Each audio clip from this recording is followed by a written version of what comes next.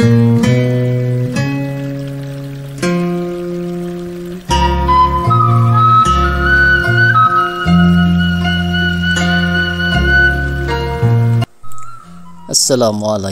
warahmatullahi wabarakatuh. Pemirsa, dimanapun saja Anda berada, selamat berjumpa kembali dengan channel Insan Dongeng. Pada malam ini saya Bang Elgi akan melanjutkan dongeng klasik Salah Asuhan bagian ke-30. Selamat mendengarkan. Tapi segala keperluannya tidak ada yang dialpakannya. Terlebih dahulu ia menulis surat kepada tuan rumahnya di Betawi, menceritakan halnya sakit dan dipelihara di rumah sakit itu. Suratnya itu disertai pula dengan sehelai surat lain, teralamat kepada chefnya dan sehelai sertifikat dokter. Hal Kori tidaklah disebutnya dengan sepatah kata. Setelah 14 hari lamanya berobat di rumah sakit, dokter pun sudah mengizinkan dia pulang karena penyakitnya tidak kelihatan lagi, kecuali hanya segan bertutur dan bergaul dengan orang saja. Seketika keluar dari rumah sakit itu, teruslah ia ke kuburan Belanda. Dengan segera ia meminta tolong kepada administratur pekuburan itu buat menunjukkan kubur istrinya. Tuan administratur yang amat baik budinya segera membawanya ke tempat itu. Di jalan ia berkata, "Dengan mufakat Nyonya Van de Men dan rumah tumpangan anak piatu, dan dengan ongkos Nyonya itu, kami bawalah istri Tuan ke kelas 1. Hanya pasal tembok-tembok bolehlah kita mufakatkan lagi." Hanapi menurutkan tuan administratur dari belakang dengan tidak berkata sepatah jua. Tiap-tiap tuan itu menoleh ke belakang seolah-olah hendak meminta jawabannya, maka mengangguk-angguklah kepalanya. Dan di dalam jabatannya menjadi kuasa kubur, sudah acap kalilah tuan administratur itu bertemu dengan orang sebagai Hanapi peranginya. Jadi tiadalah tuan itu merasa hati dilawan, mengangguk dan menggeleng itu saja oleh Hanapi, karena maklumlah ia betapa sedihnya hati Hanapi pada waktu itu. Setelah sampai ke kubur Kori yang bertaburan karang-karangan bunga, maka berkata pulalah tuan administratur yang rupanya tidak jemu-jemu bertutur ini, "Inilah kubur istri Tuan. Bunga itu dibawa oleh Nyonya Van de Men kemari. Hampir setiap sore ia datang membawa bunga. Ya, Nyonya Van de Men memang seorang perempuan yang baik budi, patut benar menjadi ibu anak-anak. Padahal antara anak-anak piatu tidak kurang yang berandal. Jarang-jarang orang yang..." Tuan administratur yang peramah itu tidak menyampaikan apa yang hendak dituturkannya, karena dengan tidak mengindahkan pengantarnya lagi. Meniaraplah Hanapi di muka kubur Kori, lalu menangislah ia meraung-raung sebagai laku kanak-kanak. Meskipun bagi tuan administratur keadaan yang serupa itu bukan kejadian yang belum pernah dilihatnya pula, tapi tiap-tiap orang menangis di muka kubur, maka air matanya pun berasa meleleh pula. Dan oleh karena ia tidak suka mengganggu orang di dalam kesedihannya dan tidak suka terbawa-bawa menangis, maka secara biasa dilakukannya, undurlah ia ke belakang, lalu berpaling dan bersecepat mencari jalan pulang. Insaplah ia bahwa ia sudah tak perlu lagi mengawani orang yang sedang meratapi ahli yang hilang itu di pintu kubur. Matahari sudah tinggi waktu Hanapi keluar dari kuburan Belanda setelah berjabat salam dengan tuan administratur yang peramah itu. "Ya Tuan," katanya kepada Hanapi. Sedang jari Hanapi masih digenggamnya. Kalau kurang-kurang menaruh sabar, Nyonya saya sudah 10 tahun yang dahulu dari saya berpindah ke negeri yang akhir. Kuburnya tidak jauh dari tempat ini. Tiap-tiap saya pergi mengunjungi tempat itu, masih basahlah mataku. Tapi kita semua sudah ditentukan harus pindah ke tempat yang kekal itu. Yang seorang cepat, yang seorang menanti lama di dunia ini. Asal sama-sama menaruh iman, tentu akhirnya bertemu pula." Hanapi menarik tangannya daripada genggaman tuan administratur itu, lalu berkata, "Terima kasih Tuan. Nyonya Pandemen nanti akan menyelesaikan menembok kubur itu. Ya alangkah senangnya bila orang yang berkasih-kasihan tidak mendahului pulang ke negeri yang kekal, melainkan bersama-sama, tidak bercerai-cerai. Selamat tinggal Tuan, sahut Hanapi kepada Tuan Administrator. Maka keluarlah ia dengan cepat dari kantor Tuan Administrator itu buat menyembunyikan air matanya yang sudah menghujan pula turunnya. Sebuah oto sewaan membawanya ke rumah Piatu. Di situ Nyonya Pandemen sudah menantikan dia karena ia telah menerima telepon dari suster. Setelah kedua mereka itu berjabat tangan, maka tak adalah yang kuasa hendak berkata-kata karena sekonyong-konyong keduanya sudah menangis mengisak-isak dengan tak dapat menyabar-nyabarkan hati. Akhirnya Nyonya Pandemen menyapu matanya lalu berkata, "Ya Tuan Han, belum setahun istri Tuan di rumah saya. Rasanya ia sudah menjadi darah dagingku. Hati sabar, pikiran tulus, alam luas. Pendeknya berkumpullah segala sifat-sifat yang mulia pada perempuan yang seorang itu. Anak-anak Piatu di sini berandal semua, tapi semenjak istri Tuan datang kemari, berubahlah tabiat kanak-kanak itu. Takutlah sekalian ke bawah kekuasaannya. Kekuasaannya yang bukan berdasar kepada kekerasan, tidak, semata-mata kepada keikhlasan hati dan pada percintaan saja." Hanapi berasa dipalu dan disiksa oleh kata-kata serupa itu, maka mengakuilah ia terus terang. Ya Nyonya, sayalah suami yang celaka, yang tidak dapat menaruh dan memelihara seorang istri yang berhati emas itu. Sudah lama ia mengampuni kesalahan Tuan, tapi ia berkata, hendak mencukupkan waktu setahun, barulah hendak kembali kepada Tuan. Saudara saya di Betawi tidak putus-putusnya melemahkan hatinya, tapi Kori berkata, ia ingin benar hendak mencukupkan setahun penuh di dalam pekerjaan ini, supaya nampak olehnya hasil usahanya. Siapakah menyangka kalau ia akan berpulang selekas itu? Hanya 2 hari di rumah sakit. Maksud saya hendak memperkatakan hal menembok kuburan dengan Nyonya. Adakah kehendak Tuan tentang rupa tembok kubur itu? Pasal ongkos tak usah Tuan pikirkan. Beberapa bulan yang lalu istri Tuan sudah menyerahkan buku bank tabungan ke tangan saya. Isinya ada 6.000 rupiah. Selain dari itu, ia pun sudah membuat surat notaris. Di dalamnya ditentukan jika ia meninggal dunia dahulu dari kita berdua. Rupanya ia sudah mendapat alamat. Maka uang di bank tabungan itu akan saya ambil. Mula-mula dikeluarkan buat ongkos menguburkannya dan ongkos menembok secara sederhana saja. Keras benar ia meminta sederhana itu, dan sisa uang dibagi 2. Setengah buat rumah tumpangan saya.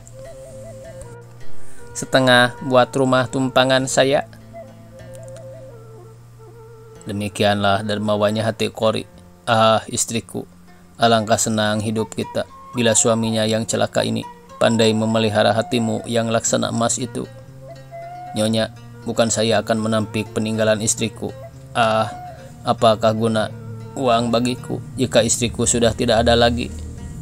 Biarlah kuserahkan pula bagianku yang setengah itu ke tangan Nyonya, penambah belanja rumah tumpangan ini. Saya yakin jika istriku masih hidup, niscaya akan bersuka cita menerima keputusanku itu. Terima kasih Tuan Han, terima kasih atas nama anak-anak Piatu itu. Sebanyak-banyaknya ongkos kubur tak akan lebih dari 1.000 rupiah. 5.000 anak-anakku mendapat uang bantuan. Moga-moga Tuhan akan menerima iman yang wafat. Hal menembok itu baiklah kuserahkan kepada Nyonya saja. Secara yang Nyonya pandang baik, Nyonya lakukanlah. Saya tak dapat menunggui karena maksud saya hendak berjalan jauh. Hanapi menyapu air mata yang jatuh pula berderai-derai.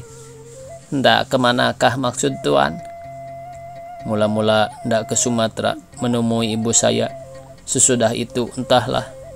Lalu Hanapi meminta kopernya, berkata hendak bermalam di rumah makan, meskipun berkeras Nyonya Rumah Piatu menahannya bermalam di situ, berkata hendak menempatkan di kamar bekas Kori. Tapi Hanapi menampik dan tidak lama antaranya keluarlah ia dari rumah itu. Setelah menuliskan kehendaknya, yaitu dermanya kepada Rumah Piatu di atas surat notaris itu. Hanapi tidaklah pergi ke hotel, melainkan teruslah ia ke stasiun. Di sana dibelinya karcis buat ekspres esok paginya yang hendak berangkat ke Betawi. Dan setelah ditumpangkannya kopernya, kembali ia ke Rumah Piatu. Nyonya, katanya sesampai di sana, sebetulnya saya lupa menanyakan hal barang-barang lain, sebagai pakaian dan lain-lain peninggalan istriku. Oh iya, sahut Nyonya tua itu. Saya pun lupa. Sudah tentu barang-barang itu harus diserahkan kepada Tuan. Saya dermakan pula semuanya guna keperluan Rumah Piatu ini. Nyonya, yang hendak saya bawa hanyalah medalion yang dipakai oleh istriku waktu ia meninggal dunia. Sekali lagi saya mengucapkan terima kasih atas nama sekalian anak-anakku tentang kedermawanan hati Tuan. Menantilah Tuan sebentar, sementara saya mengambil medalion itu. Setelah masuk ke dalam, kembalilah pula Nyonya tua itu membawa sebuah medalion emas dengan rantainya yang amat halus. Medalion itu tidak lebih besar dari uang sen, rupanya amat tipis. Dengan segera Hanapi membuka tutupnya secara membuka arloji, lalu memandang pada sebuah gambar potret kecil. Gambarnya berdua dengan istrinya. Barang ini dipakai oleh istriku sampai kepada matinya, kata Hanapi. Saya pun tidak akan bercerai-cerai dengan dia sampai kepada saat saya meninggalkan dunia ini. Maka berjabat salamlah ia dengan Nyonya tua itu sekali lagi, lalu terus ke kuburan Belanda, mendapatkan Tuan Administratur. Tuan, katanya, maksud saya hendak berlayar jauh. Entah ada umur lagi buat mengunjungi istriku, entah tidak. Oleh sebab itu, Tuan, beri izinlah saya buat menunggui kuburannya semalam ini. Tuan Administratur memandang kepada Hanapi dengan amat belas kasihan, lalu berkata, Hari baru pukul 5 petang, Tuan. Apakah Tuan hendak diam di tempat itu sampai esok pagi? Sampai esok pagi, sahut Hanapi. Subuh-subuh saya berangkat dari sini ke stasiun.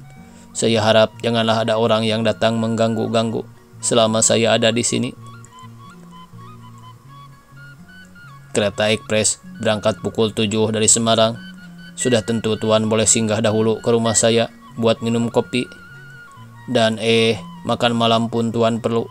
Saya nantikan Tuan pukul 8 di meja makan, sahut Tuan Administratur kepada Hanapi. Terima kasih Tuan, kebaikan hati Tuan kepada saya akan saya kenang-kenangkan. Jika saya berasa lapar, tentu saya datang ke rumah Tuan pada waktunya, sahut Hanapi kepada Tuan Administratur. Demikianlah kita janjikan, kata Tuan Administratur. Oh ya, waktu saya ditinggalkan oleh istri saya, hampir tak suka pula lah saya meninggalkan kuburnya. Tapi lama-kelamaan hati itu dapat jua diperangi. Banyaklah orang yang saya lihat. Sampai bertemu lagi Tuan, kata Hanapi sambil berjabat tangan dengan Tuan Administratur yang hendak pula bercerita panjang itu.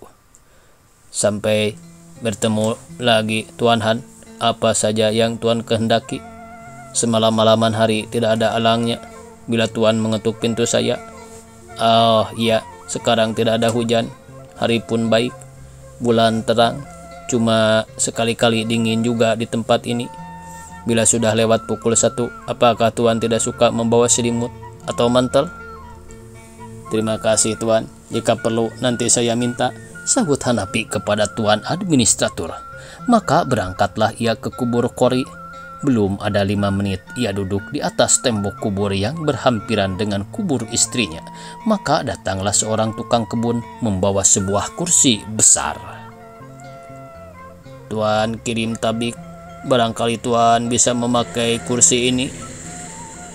Terima kasih pada Tuan, sahut Hanapi. Sungguh, beritahulah pada tuan, saya tak perlu memakai sesuatu apa. Setelah kembali yang mengantarkan kursi itu, Hanapi menghampirkan tempat duduk itu ke kubur Kori. Lalu duduk pula termenung-menung. Antara sebentar ia berkata-kata, seolah-olah bertutur dengan Kori, dan air matanya pun sebentar mengalir, sebentar kering pula. Matahari sudah turun, senja pun hendak berganti dengan malam. Di tempat Hanapi duduk itu sunyi senyap.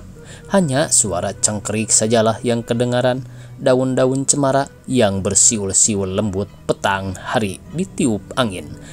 Sekarang sudah tinggal berdiam diri, merawankan hati barang siapa yang memandanginya. Sekali-kali kedengaranlah suara burung hantu yang bersahut-sahutan.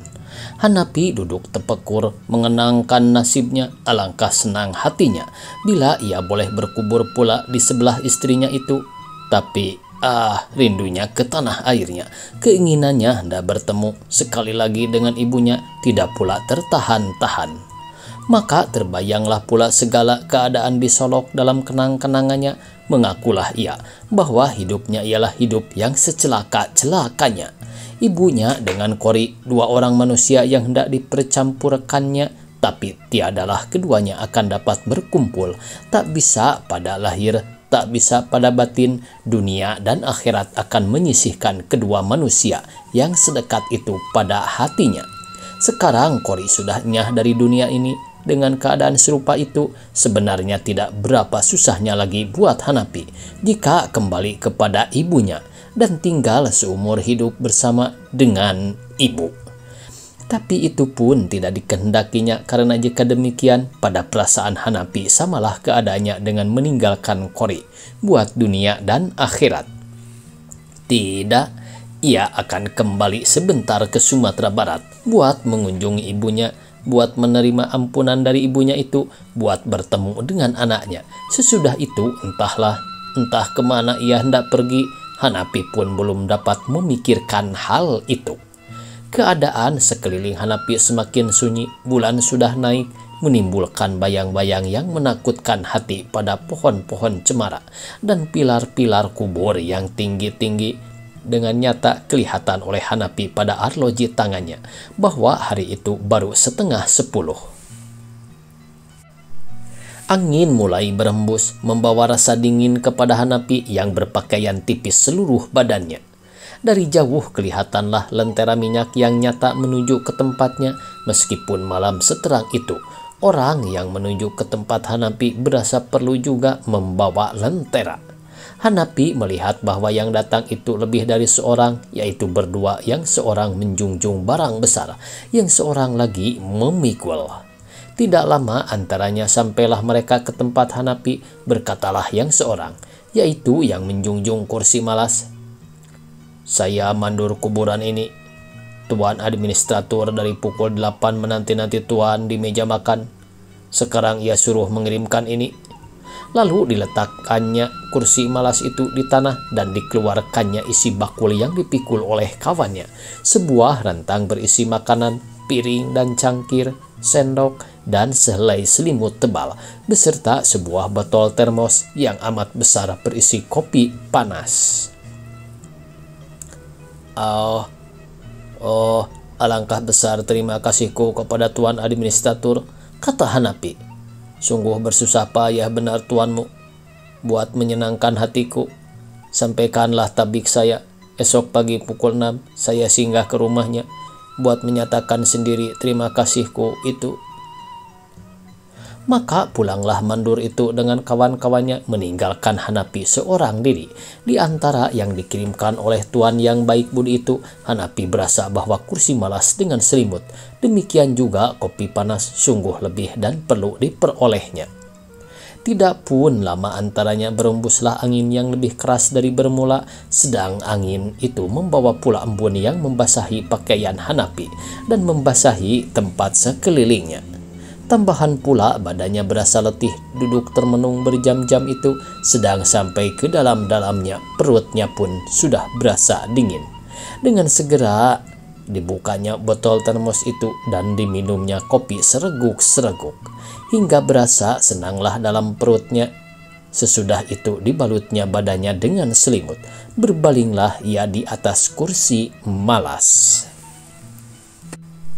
Fajar sudah membayang di sebelah timur. Hanapi mengindarkan selimut yang sudah basah kuyup dari tubuhnya, lalu bangkit berdiri.